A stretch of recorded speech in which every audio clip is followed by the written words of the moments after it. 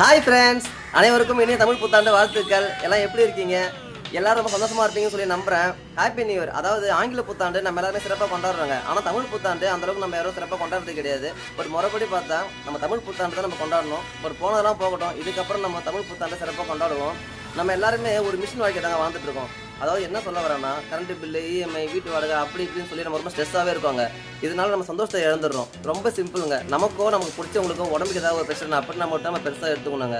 நான் ஏன் சொல்ல வரேன் அப்படின்னா, இன்றைக்கி பண பிரச்சனைன்னு சொல்லி சின்ன சின்ன பிரச்சனை கேட்க சந்தோஷத்தை இழந்துட்டோம்னா நாளைக்கு நம்ம பணம் சம்பாதிச்சிடலாம். ஆனால் இன்றைக்கி இழந்த சந்தோஷத்தை கண்டிப்பாக சம்பாதிக்க முடியாது. ஸோ நான் என்ன சொல்ல வரேன்னா, பண பிரச்சனை வந்து அடிமட்டத்தில் இருக்கிற ஏழையிலேருந்து கோடீஸ்வரன் வரைக்கும் எல்லாருக்குமே பண பிரச்சனை இருக்கும் தான்.